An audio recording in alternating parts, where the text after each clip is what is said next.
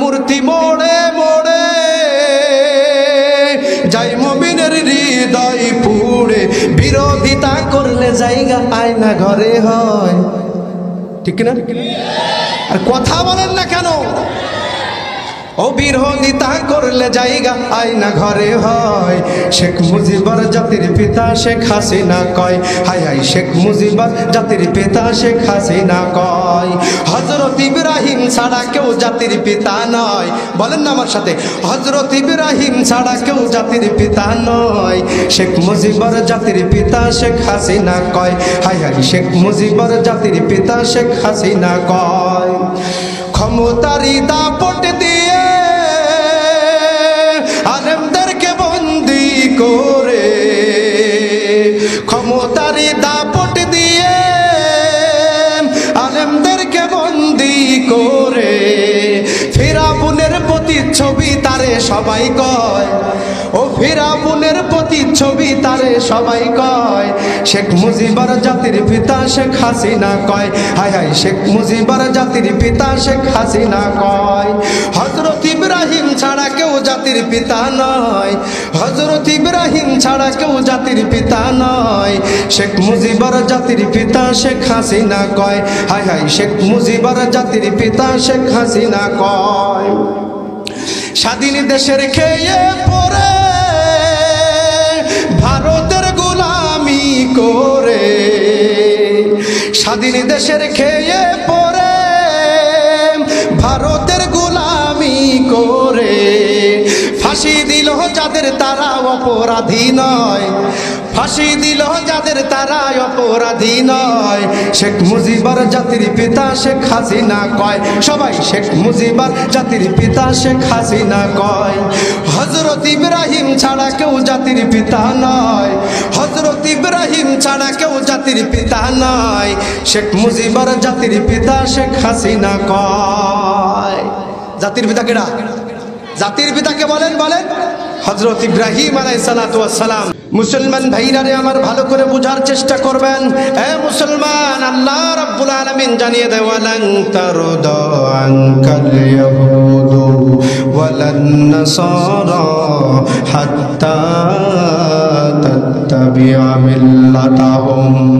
মুসলমান ভাইরারে আমার ভালো করে বোঝার চেষ্টা করবেন। মুসলমান, আল্লাহর নবী মুহাম্মদ সাল্লাল্লাহু আলাইহি ওয়াসাল্লামকে আমরা আজকে অনুকরণ করতে চাই না।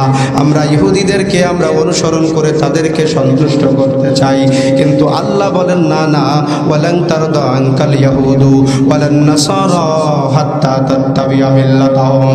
তোমরা কোশ্চিন কালেও কোনোদিন কোনো সময় ওই ইহুদি খ্রিস্টানদেরকে সন্তুষ্ট করতে পারবা না। যত সময় পর্যন্ত তোমরা তাদের ধর্মের অনুসারী না হবা, তত সময় পর্যন্ত তোমরা কোশ্চিন কালেও তাদেরকে সন্তুষ্ট করতে পারবা না। এ মুসলমান, আমরা তো আজকে নবীজির সুন্নাত আমাদের ভিতরে নাই। আজকে যদি বলা হয় নবীর সুন্নাত কয়জনে পালন করি, আজকে যদি বলা হয় আমার ঘরের ভিতরে সুন্নাত আছে নি, আমার নবীজির সুন্নাত ঘরের ভিতরে কারোর ঘরের ভিতরে খুঁজে পাওয়া যাবে না। এ মুসলমান, নবী মুহাম্মদুর রাসূলুল্লাহ সাল্লাল্লাহু আলাইহি ওয়াসাল্লামের সুন্নাতকে আমাদের সব পর্যায়ে, সকল পর্যায়ে আমাদের জীবনের মধ্যে আঁকড়ে ধরতে হবে। কথা বলেন ঠিক না? মুসলমান ভাইরারে আমার ভালো করে বোঝার চেষ্টা করবেন। এ মুসলমান, আল্লাহর পয়গম্বর মুহাম্মদ সাল্লাল্লাহু আলাইহি ওয়াসাল্লাম জানা দেন যে যদি কোনো ব্যক্তি আমি নবী মুহাম্মদ সাল্লাল্লাহু আলাইহি ওয়াসাল্লামের সুন্নতকে আঁকড়ে ধরে, আমার নবী মুহাম্মদ সাল্লাল্লাহু আলাইহি ওয়াসাল্লামকে ভালোবাসতে চায়, আল্লাহর নবী বলেন, মান আহাব্বা সুন্নতি ফাকাদ আহাব্বানি ওয়া মান আহাব্বানি কানা মাই ফিল জান্নাহ। আল্লাহর নবী মুহাম্মাদুর রাসূলুল্লাহ সাল্লাল্লাহু আলাইহি ওয়াসাল্লাম জানা দেয়, মান আহাব্বা সুন্নতি, যে ব্যক্তি আমি নবী মুহাম্মদের সুন্নতকে ভালোবাসবে সে জানো আমি নবী মুহাম্মাদুর রাসূলুল্লাহ সাল্লাল্লাহু আলাইহি ওয়াসাল্লামকে ভালোবাসলো।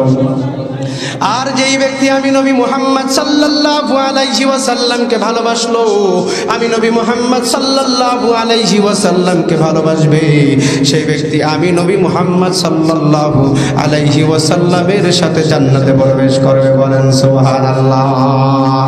শফিউল উমাম হামারা নবী রোজ কিয়ামত शफात करेगा अल्लाह के पास गुनाहगार उम्मत। शाफी मुशब्बाह नमा उनकी मुलाकात, इताअत रसूल ना हो तो जिंदगी बर्बाद, इताअत रसूल ना हो तो जिंदगी बर्बाद। ए मुसलमान ভালো করে বোঝার চেষ্টা করবেন। এই মুসলমান, নবী মুহাম্মদ সাল্লাল্লাহু আলাইহি ওয়াসাল্লামের সুন্নতকে কি পরিমাণ তিনারা কি পরিমাণ মেনেছেন। নবী মুহাম্মদ সাল্লাল্লাহু আলাইহি ওয়াসাল্লামের সুন্নতকে সাহাবা একরাম কি পরিমাণ আঁকড়ে ধরেছেন।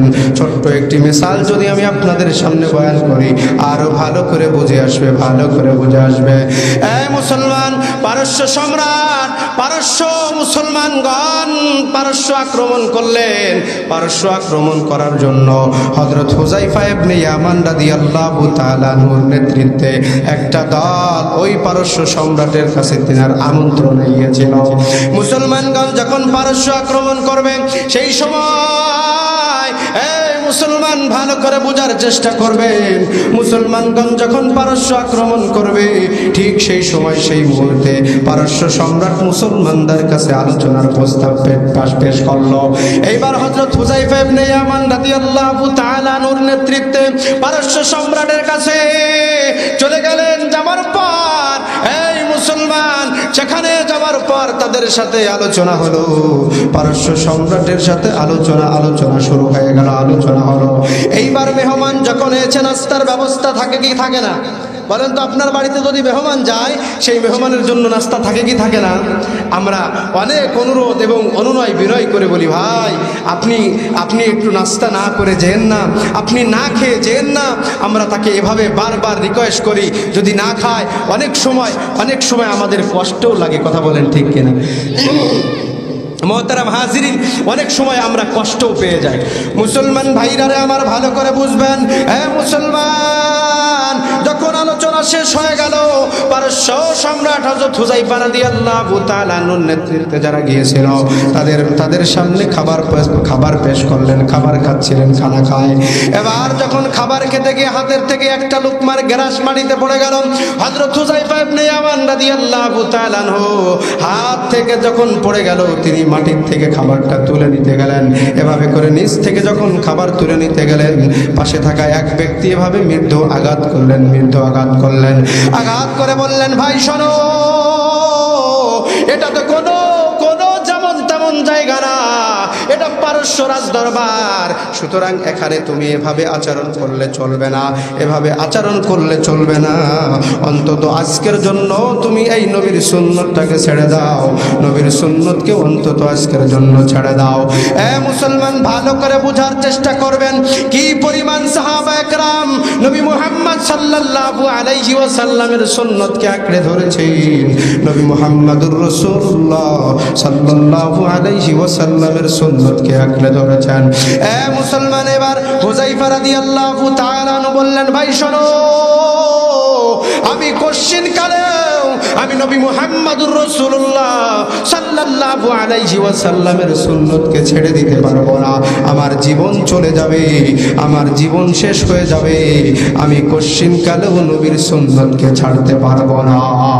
একবার চিৎকার মেরে বলা যাবে কি সুবহানাল্লাহ? মুসলমান ভাইরারে আমার ভালো করে বোঝার চেষ্টা করবেন। মুসলমান, এই হুযায়ফা রাদিয়াল্লাহু তাআলা আনহু তিনি তখন যে জবাব দিয়েছিলেন তা স্বর্ণ অক্ষরে লিপিবদ্ধ রয়েছে। তিনি জবাব দিয়েছিলেন, আমি কি এই সমস্ত আহম্মকদের কারণে আতরুকু সুন্নাত হাবিবি সাল্লাল্লাহু আলাইহি ওয়াসাল্লাম লিহাউলাইল হুমাকা, আমি কি এই সমস্ত আহম্মকদের কারণে আমার মাহবুব সাল্লাল্লাহু আলাইহি ওয়াসাল্লামের সুন্নতকে ছেড়ে দিব? না না না না না, আমি কোশ্চিন কালেও আমার মাহবুব সাল্লাল্লাহু আলাইহি ওয়াসাল্লামের সুন্নতকে ছাড়তে পারবো না। চিৎকার মেরে বলা যাবে কি সুবহানাল্লাহ? মুসলমান, কি বুঝলাম? খাবার যখন মাটিতে পড়ে যাবে, যখন খাবার আমার মাটিতে পড়ে যাবে, সাথে সাথে আমার ওই খাবারটা পরিষ্কার করে আমার খেয়ে নিতে হবে। এটা নবী মুহাম্মদুর রাসূলুল্লাহ সাল্লাল্লাহু আলাইহি ওয়াসাল্লামের সুন্নাত। এই দস্তারখান বিছিয়ে খানা খাওয়া সুন্নত। কারণ হলো যেই খাবারটা পড়ে যাবে ওই খাবারটা যেন আমার খেতে আমার রুচিতে নাই। কারণ কেন ওই খাবারটা আমি আবার উঠিয়ে নবী আমার খেতে বললেন? আল্লাহর নবী বলেন, জানো না, জানো না কোন খাবার, যতগুলো খাবার তুমি আহার করতেছ, যতগুলো খাবার তুমি ভক্ষণ করতেছ, কোন খাবারের ভিতরে আল্লাহ রব্বুল আলামিন বরকত নিহিত রাখছে সেটা পৃথিবীর জমিনের কেউ জানে না, আল্লাহ ছাড়া। কথা বলেন ঠিক কিনা? এমন হতে পারে যেই খাবারটা আমার জমিনে পড়ে গিয়েছে ওই খাবারটার ভিতরে আল্লাহ বরকত নিহিত রেখে দিয়েছেন। এই জন্য মুসলমান, কোশ্চিন কালেও আমার সুন্নতকে ছাড়া যাবে না।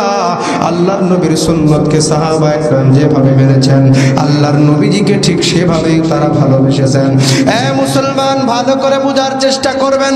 বলতেছিলাম হযরত ওমর রাদিয়াল্লাহু তাআলা আনহু আল্লাহর পয়গম্বরের কি একজন আদরের সাহাবী।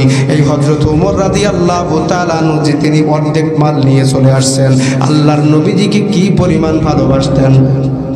এই উমর রাদিয়াল্লাহু তাআলা আনহু ইসলাম গ্রহণ করার পূর্বে তিনি এমন একজন ব্যক্তি ছিলেন, এমন একজন ব্যক্তি ছিলেন যারা উমরের নাম শোনার সাথে সাথে সমস্ত মানুষগুলো ভয়ে থরথর করে কাঁপতে আরম্ভ করে দিত।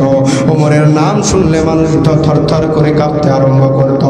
এই বলে মুহাম্মাদের কল্যাণের জন্য চাই, মুহাম্মাদকে দুনিয়ার জমিন থেকে বিদায় করে দেওয়ার জন্য আমি মুহাম্মাদের কাছে যাইতেছি।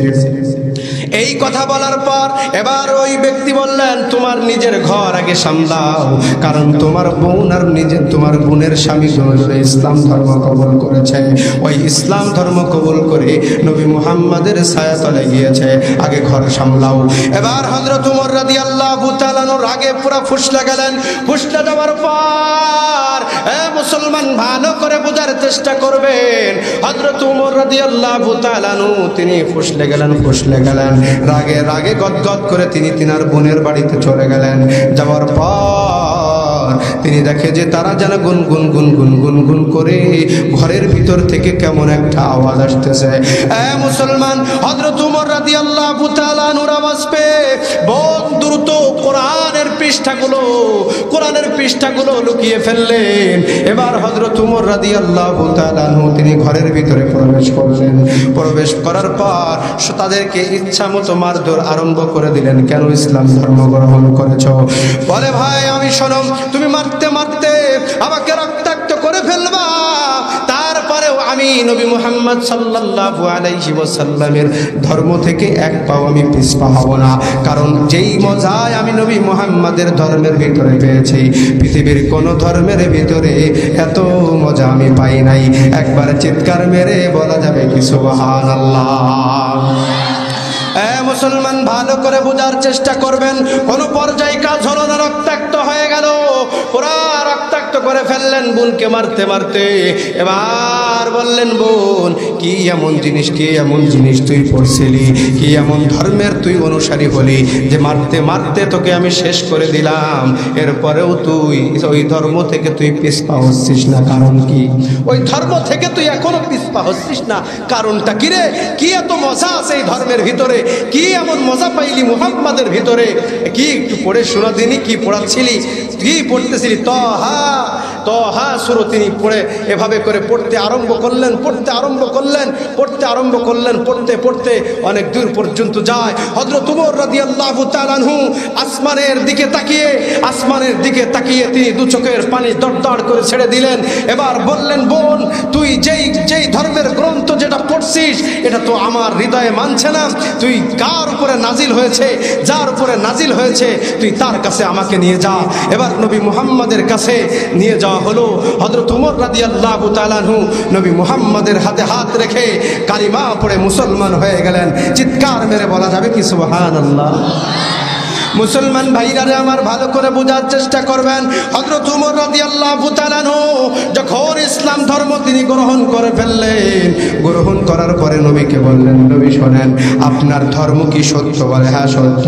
আপনি কি সত্য? আপনি কি সত্য নবী? হ্যাঁ বলে সত্য নবী। আপনার আল্লাহ কি সত্য? বলে হ্যাঁ আল্লাহ সত্য। বলে যেই ধর্মে সত্য, যেই নবী সত্য, যেই গ্রন্থ সত্য, যেই আল্লাহ সত্য, সেই দাওয়াত মানুষের দ্বারে দ্বারে পৌঁছে দেওয়া হবে। আর গোপনে কোনো দাওয়াত দেওয়ার কোনো প্রয়োজন নাই।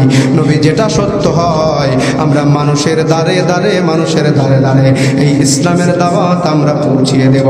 একবার চিৎকার মেরে বলা যাবে কি সুবহানাল্লাহ? মুসলমান ভাইরা রে আমার, এ মুসলমান, মক্কা বিজয় হয়ে যায়। মক্কা যখন বিজয় হয়ে যায়, এবার বিজয়ের আজানটা কে দিবে? মক্কা বিজয়ের আজান কে দিবে? মক্কা বিজয়ের আজান কে দিবে? এই নিয়ে আল্লাহর নবী মুহাম্মদুর রাসূলুল্লাহ সাল্লাল্লাহু আলাইহি ওয়াসাল্লাম সাহাবাদেরকে নিয়ে তিনি বসে গেলেন। সাহাবা একরামদেরকে নিয়ে পরামর্শ করতে বসে গেলেন। এবার সাহাবা একরামদেরকে নিয়ে পরামর্শ করছেন, কাকে আজান দেওয়া যায়? মক্কা বিজয়ের আজান কে দিবে?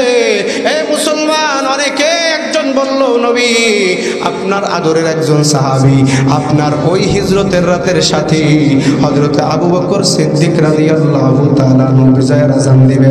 বলে কেন বিজয়ের আজান দিবে?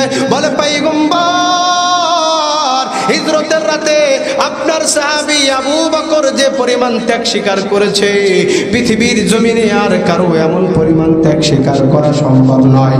বলে কি ত্যাগ স্বীকারে? মুসলমান শোনেন, ভালো করে বোঝার চেষ্টা করবেন। হযরত আবু বকর সিদ্দিক রাদিয়াল্লাহু তাআলা আনহু গভীর রজনী আল্লাহর পয়গম্বর হিজরতের জন্য মক্কা থেকে মদিনায় চলে যাবে। মক্কা থেকে মদিনায় নবী আমার চলে যাবেন। এইবার হযরত আবু বকর সিদ্দিক রাদিয়াল্লাহু তাআলা আনহু কোনদিন অনেক দিন যাবত আবু বকর ঘুমায় না। কারণ আল্লাহর নবী বলেছেন, আবু বকর কোন দিন যেন আল্লাহ রাব্বুল আলামিন আমাকে হিজরত করার নির্দেশ দিয়ে দেয়। এ মুসলমান ভালো করে বোঝার চেষ্টা করবেন, মুসলমান ভালো করে বুঝবেন। হযরত আবু বকর এর বাড়িতে নবী আমার হিজরতের রাতে গভীর রজনীতে হযরত আবু বকর সিদ্দিক রাদিয়াল্লাহু তাআলা নূর বাড়িতে চলে গেলেন। বাড়িতে যাওয়ার পর নবী আমার দরজার ভিতরে কড়া নাড়ার সাথে সাথে হযরত আবু বকর লাব্বাইকা সাদাইকা বলে দরজা খুলে দিলেন। একবার চিৎকার মেরে বলা যাবে কি সুবহানাল্লাহ? মুসলমান ভাইরা রে আমার, হযরত আবু বকর সিদ্দিক রাদিয়াল্লাহু তাআলা আনহু একবার যখন তিনি একবার টোকা দেওয়ার সাথে সাথে দরজা খুলে দিলেন। আবু বকর সিদ্দিককে নবী আমার জিজ্ঞাসা করলেন, আবু বকর তুমি কি এই গভীর রজনীতে তুমি ঘুমাও নাই? বলে ইয়া রাসূলুল্লাহ, না না আমি ঘুমাই নাই। আল্লাহর নবী আমি ঘুমাই নাই। কারণ কি ঘুমাও নাই কেন? নবী আমি শুধু আজকের রাত্রে ঘুমাই না, আমি আজকের রাত্রে শুধু ঘুমাই না তা না, আমি আজকের রাত না শুধু, আপনি ওই অনেক দিন আগে আপনি আমাকে বলেছিলেন আবু বকর রে কোন সময় যেন আল্লাহ তাআলা আমাকে রাত্রেবেলা হিজরত করার নির্দেশ দেয়, তুমি আমাকে সাথে নিয়ে আমি রাত্রেবেলা মক্কা থেকে হিজরত করে মদিনায় চলে যাব। এ মুসলমান, আল্লাহর পয়গম্বরের সাহাবী হযরত আবু বকর সিদ্দিক রাদিয়াল্লাহু তাআলা আনহু বললেন, পয়গম্বর ওই দিন থেকে আমি আর কোনোদিন রাত্রেবেলা ঘুমাই না।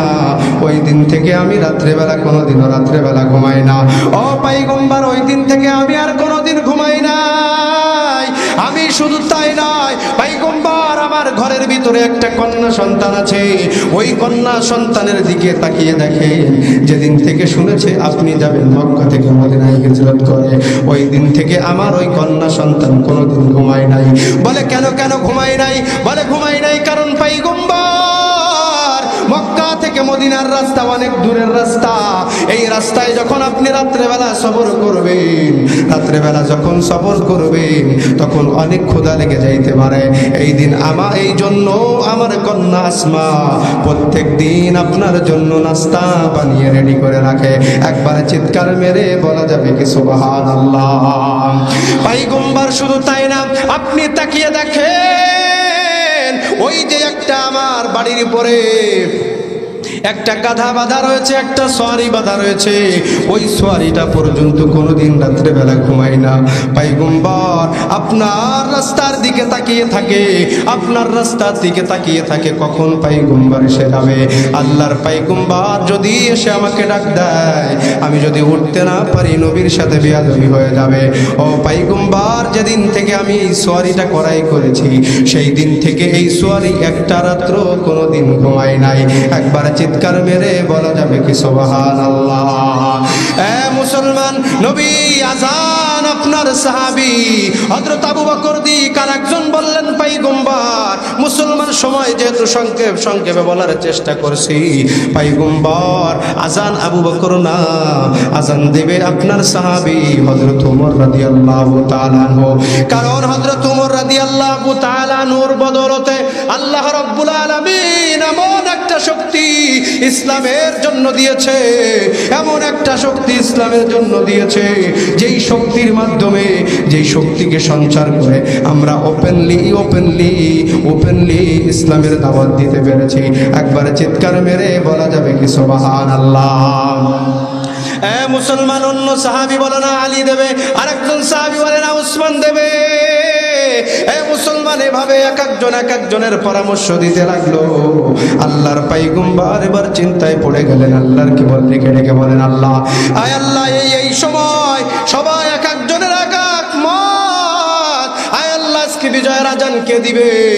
আল্লাহ রাব্বুল আলামিন জিবরাইল আমিনকে পাঠায় দেয়, বলে ও পয়গম্বর শোনেন, আজকে বিজয়ের আজান আবু বকর দেবে না, আজকের বিজয়ের আজান উমরও দেবে না, আজকের বিজয়ের আজান আলীও দেবে না, আজকের বিজয়ের আজান উসমানও দেবে না, আজকের বিজয়ের আজান দিবে হযরত বেলাল রাদিয়াল্লাহু তাআলা আনহু। একবার চিৎকার মেরে বলা যাবে কি আল্লাহু আকবার। এ বিলাল রাদিয়াল্লাহু তাআলা আনহু এমন একজন নবীর সাহাবী ছিলেন। এই বেলাল রাদিয়াল্লাহু তাআলা ইতিহাস যদি আপনাদের সামনে বলি, আবার রাতের পরে দিন চলে আসবে, শেষ হবে না। আল্লাহর পয়গম্বরের সাহাবী বেলাল কি পরিমাণ কালো ছিল, কুচ্ছিরি কালো ছিল। হযরত বেলাল রাদিয়াল্লাহু তাআলা আনহু ঠোঁট দুইটা ঝোলা ছিল।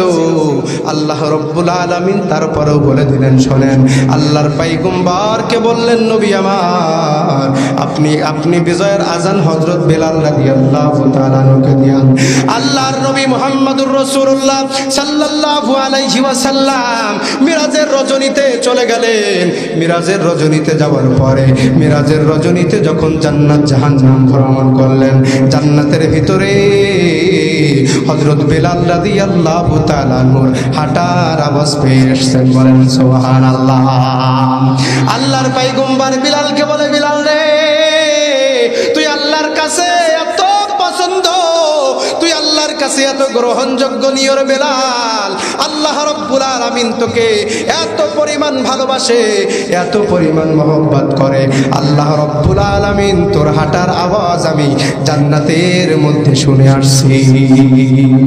এ মুসলমান, সর্ব অবস্থায় নবী মুহাম্মদুর রাসূলুল্লাহ সাল্লাল্লাহু আলাইহি ওয়াসাল্লামের অনুসরণ আমাদের করতে হবে। এ মুসলমান, এই চলাফেরার ক্ষেত্রে অনেক সময় আমাদের, আবার অনেক সময় আমরা যখন চলাফেরা করব, এই চলাফেরা করতে গিয়ে আমাদের অনেক সময় ভুল হয়ে যায়। কথা বলেন ঠিক কিনা? কথা বলেন ঠিক কিনা? মুহতারাম হাজিরিন, আল্লাহ রাব্বুল আলামিনের, আল্লাহকে ভালোবাসতে হলে নবী মুহাম্মদুর রাসূলুল্লাহ সাল্লাল্লাহু আলাইহি ওয়াসাল্লামের অনুকরণের কোনো বিকল্প নাই।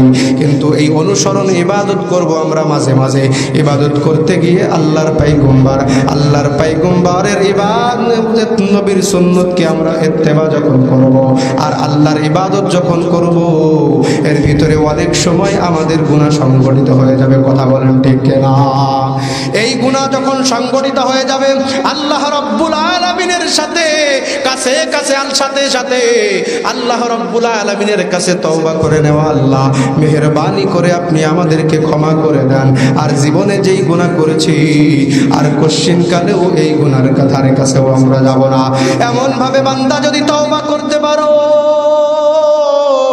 মুসলমান, এমন ভাবে যদি বান্দা তওবা করতে পারে, আল্লাহ রাব্বুল আলামিন বান্দার তওবাকে কবুল করে নেয়। আল্লাহ রাব্বুল আলামিন বান্দার তওবাকে কবুল করে নেয়। আল্লাহ রাব্বুল আলামিন বলেন, ইয়া আইয়ুহাল্লাযীনা আমানু তুবু ইলাল্লাহি তাওবাতান নাসুহা। একবার চিৎকার মেরে বলা যাবে কি আল্লাহু আকবার।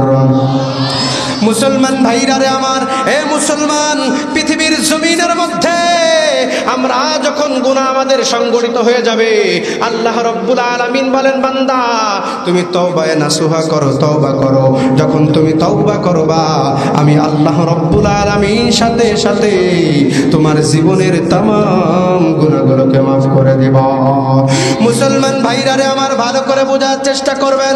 এ মুসলমান, যখন আমাদের গুনাহ সংগঠিত হয়ে যাবে, আমি ছোট্ট করে একটা হাদিস আপনাদের সামনে বয়ান করতে চাই। আল্লাহর পয়গম্বর নবী মুহাম্মদুর রাসূলুল্লাহ সাল্লাল্লাহু আলাইহি ওয়াসাল্লাম সাহাবাদেরকে নিয়ে এভাবে আলোচনা করতেছেন, যেভাবে আমি আপনাদের সামনে আলোচনা করছি এভাবে আলোচনা করতেছেন। ওই পিছন দিক থেকে আল্লাহর পয়গম্বরকে বললেন, ও আল্লাহর পয়গম্বর, আপনি আমাকে জিনা করার অনুমতি দেন। আল্লাহর পয়গম্বর মুহাম্মদ সাল্লাল্লাহু আলাইহি ওয়াসাল্লামের কান পর্যন্ত কথাটা চলে আসলো। যখন এই কথা বললেন, সাথে সাথে সাহাবা একরামদের মধ্যে থেকে একজন বললেন, ওর গর্দানটা উড়ায় দাও।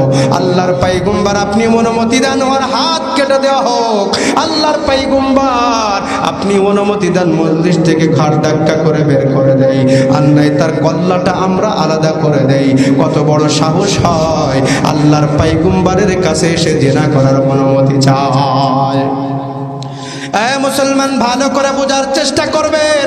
আল্লাহর নবী মুহাম্মদ সাল্লাল্লাহু আলাইহি ওয়াসাল্লাম সাহাবা একরামদেরকে বললেন, সাহাবা একরাম শোনো, না না না না না না না, তোমরা কোশ্চিন কালো তাকে এমন কোনো কিছু করো না, বের করে দিও না, আমার সামনে তোমরা জায়গা করে দাও, আমার সামনে আসতে দাও।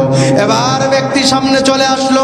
আসার পরে নবী আমার বললেন, এই সাহাবী শোনো, তুমি কি চাও, তুমি যে জিনা করার অনুমতি চাইতেছো, তুমি কি চাও তোমার মায়ের সাথে কেউ জিনা করো? ইয়া রাসূলুল্লাহ, না না, বরং আমার মায়ের সাথে যদি কেউ জিনা করতে চায়, আমি তার গর্দানটা উড়িয়ে দেব। আল্লাহর নবী তারপরে বললেন, তুমি কি চাও তোমার বোনের সাথে কেউ জিনা করো? ইয়া রাসূলুল্লাহ, না না, বরং আমার বোনের সাথে যদি কেউ জিনা করতে চায়, আমার বোনের সাথে কেউ যদি জিনা করতে চায়, আমি তার হাত কেটে ফেলবো। আল্লাহর পয়গম্বর আবার বললেন, তুমি কি চাও, তুমি কি চাও, তুমি কি চাও তোমার ফুফুর সাথে কেউ জিনা করুক? তুমি কি চাও তোমার খালার সাথে কেউ জিনা করুক? তুমি কি চাও তোমার তোমার ফুফুর তোমার খালার সাথে কেউ জিনা করুক? ইয়া রাসূলুল্লাহ, না, আমার খালার সাথে কেউ জিনা করবে, আমি এটা মেনে নিতে পারবো না, আমি এটা মেনে নিতে পারবো না।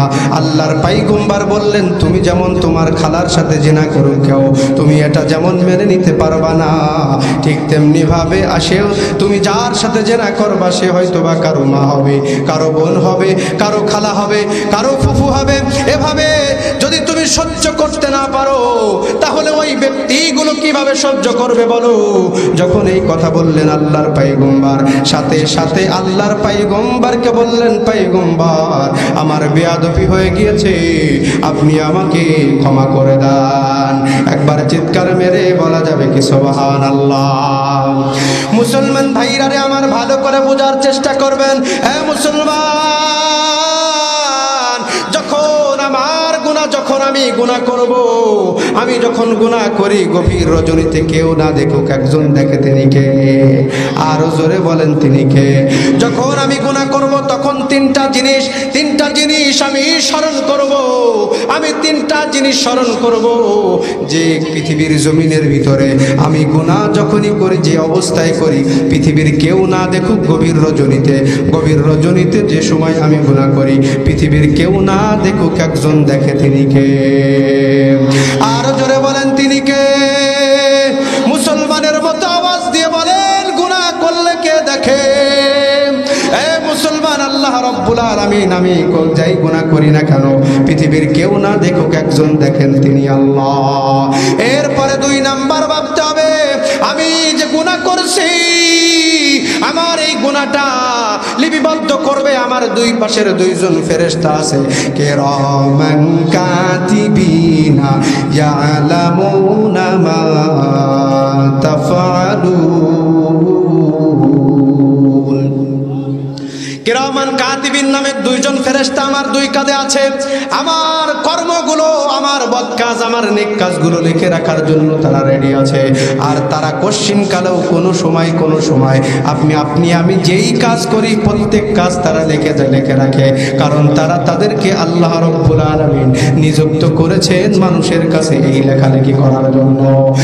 মুসলমান, আলোচনা সংক্ষেপ। 3 নাম্বার ভাবতে হবে, মুসলমান ভালো করে বুঝবেন, এই মুসলমান পৃথিবীর জমিনের মধ্যে যেই গুনাহ আমি করি এই গুনার জন্য কিয়ামতের ময়দানে আল্লাহর সামনে, আল্লাহর মামলায়, আল্লাহর কাঠগড়ায় আপনাকে আমাকে দাঁড়াতে হবে। কথা বলেন ঠিক কিনা? মুসলমান, পৃথিবীর জমিনের ভিতরে যখন আপনি আমি কোনো অন্যায় করি দুনিয়ার কাঠগড়া আছে না নাই? আছে না নাই? দুনিয়ার জমিনের ভিতরে আমার কাঠগড়ায় দাঁড়াইতে হয়। মুসলমান, ঠিক তেমনি ভাবে আল্লাহর কাঠগড়ায় দাঁড়াতে হবে। যাই হোক, 3টা জিনিস বুঝাম, যখন গুনাহ করব তখন আমার ভাবতে হবে। আর ওই সাহাবীকে আল্লাহর পয়গম্বর নবী মুহাম্মদুর রাসূলুল্লাহ সাল্লাল্লাহু আলাইহি ওয়াসাল্লাম 3টা দোয়া করেছিলেন।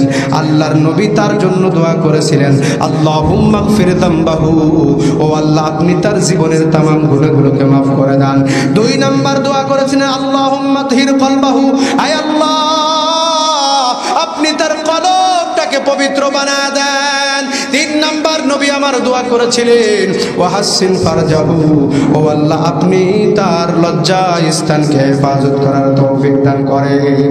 একবার চিৎকার মেরে বলা যাবে কি সুবহানাল্লাহ? উপস্থিত সাহাবা একরাম তিনারা বলেন যে ওই সাহাবী যে কয়দিন বেঁচে ছিল আর তার থেকে বিন্দু পরিমাণ গুনাহ সংগঠিত হয় নাই। আল্লাহর নবী যে 3টা দোয়া করেছিল তার জন্য কবুল হয়েছিল। একবার চিৎকার মেরে বলা যাবে কি সুবহানাল্লাহ? মুহতারাম হাজিরিন, আল্লাহ তাআলা আমাদের সকলকে সমস্ত গুনাহ থেকে হেফাজত রেখে আল্লাহ এবং আল্লাহর রাসূলের পথকে অনুসরণ করে আমাদেরকে চলার তৌফিক দান করেন। সকলে বলি আমিন। ওয়া আখিরি দাওয়ানা আনিল হামদুলিল্লাহি রাব্বিল আলামিন।